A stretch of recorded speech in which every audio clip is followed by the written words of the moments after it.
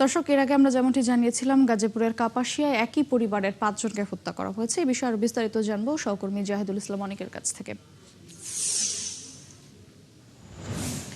অনেকে এই হত্যাকাণ্ডের বিষয়ে নতুন কোনো তথ্য পেয়েছেন কিনা জানাবেন। তাছাড়া মরদেহ ময়না তদন্ত শেষে দাফনের বিষয়ে কি পরিবার কোনো সিদ্ধান্ত নিয়েছে কিনা তাও জানতে চাই।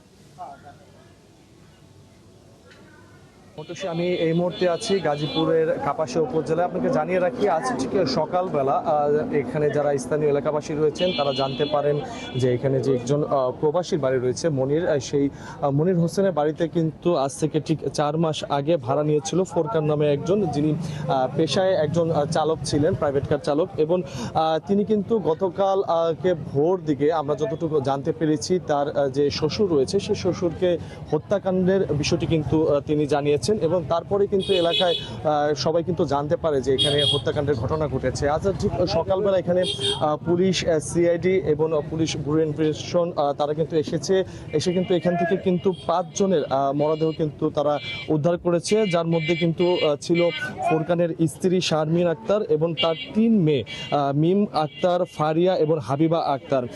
তাছাড়া কিন্তু আমরা আরেকটি বিষয় যেটি জানতে পেরেছি, ফোরকান গেল 2 দিন আগে কিন্তু তার যে শ্যালক তাকে কিন্তু চাকরির উদ্দেশ্যে এখানে নিয়ে এসেছিল, যার নাম ছিল রাসুল মিয়া।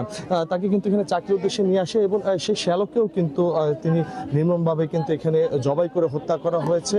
এখানে আমরা দেখেছি ভিতরে যে ফোরকানের যে স্ত্রী ছিল শারমিন, তিনি কিন্তু এখানে জবাই করার হত্যার পরে কিন্তু এখানে জানালার সাথে তাকে বেঁধে রাখা হয়।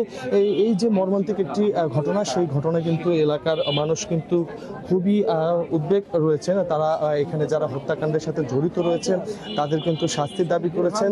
তাছাড়া এখন কিন্তু আমরা দেখেছি যে ঘন্টা খানিক আগে কিন্তু এখানে সিআইডি টিম আসে, তারা কিন্তু এখানে বিভিন্ন স্যাম্পল সংগ্রহ করছেন। তাছাড়া আমরা দেখেছি যে এখানে বেশ কিছুক্ষণ ধরে পুলিশ কিন্তু গোয়েন্দা নজরদারিতে রাখছেন এবং আমরা যেটুকু জানতে পেরেছি যে এখান থেকে তারা সন্দেহভাজনভাবে কিন্তু একজনকে আটক করেছেন বলেও কিন্তু আমাদের জানিয়েছেন। তাছাড়া কিন্তু আজকে ঠিক সকাল থেকে আমরা দেখেছি এখানে পরিবারের যিনি মারা গিয়েছেন শারমিন আক্তার, তার পরিবারের লোক এসেছেন এবং তারা সকলে কিন্তু গাজীপুর এলাকায় 4 মাস আগে ভাড়া থাকতেন এবং তাদের গ্রামের বাড়ি কিন্তু গোপালগঞ্জের একই এলাকায় কিন্তু তারা বসবাস করে আসছিলেন। তাছাড়া আপনাকে আমি জানিয়ে রাখি মোটুসি যে এখানে যে জাহিদ, আপনি থাকবেন, পরবর্তী আপডেট জানতে যুক্ত হব আপনার সঙ্গে। দর্শক, গাজীপুরের একই পরিবারের 5 জনের হত্যাকাণ্ড নিয়ে জানাচ্ছি।